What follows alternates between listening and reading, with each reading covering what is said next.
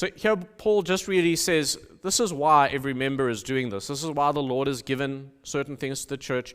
This is the aim. This is what we're aiming for, and this is the danger. The aim is maturity. We looked at that last week. One unified faith, one deep knowledge of the Son of God, one growing body in full stature. And he uses the language there of adulthood. Did you see that? Mature manhood. Listen, the church is not meant to remain a nursery. Growth is expected.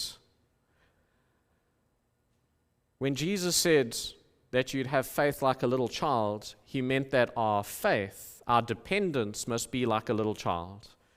He didn't say that our understanding and our thinking must remain like a little child. Here he says it must grow into maturehood. Each believer is to progress in the likeness of Christ. Each congregation is to press towards doctrinal unity and relational depth and stability in the truth. The danger is remaining children. Listen, children are wonderful, but they're vulnerable,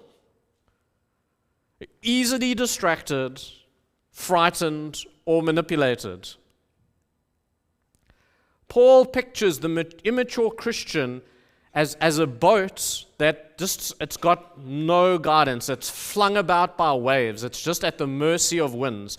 In the ancient world, sailors feared this, being adrift without anchor, rudder, or compass. One gust of wind, and it's just destruction. This is what happens when a believer or a church fails to grow. Listen, Paul sharpens the point here. He says there are winds. There is false teaching. There is clever deception. There are smooth voices that flatter or entertain.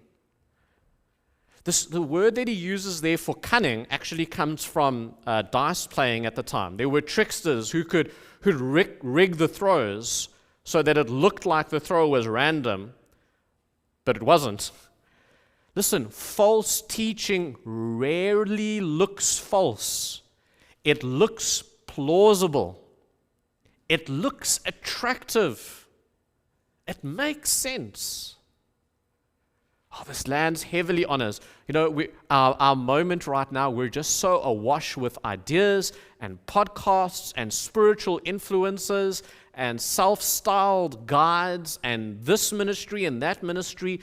Doctrinal gusts, they blow daily across your digital screen. Prosperity gospel that disguises greed as faith. The therapeutic gospel that puts religious language to self-absorption. And secular creeds that exalt expressive individualism. All of them right now are blowing hard. Let me tell you, without maturity, Christians drift.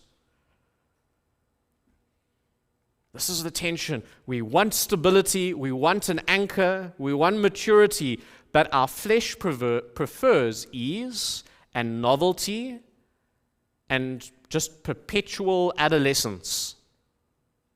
Right? Peter Pan syndrome spiritually. Enough Jesus to comfort me, but not so much Jesus that it would stretch me.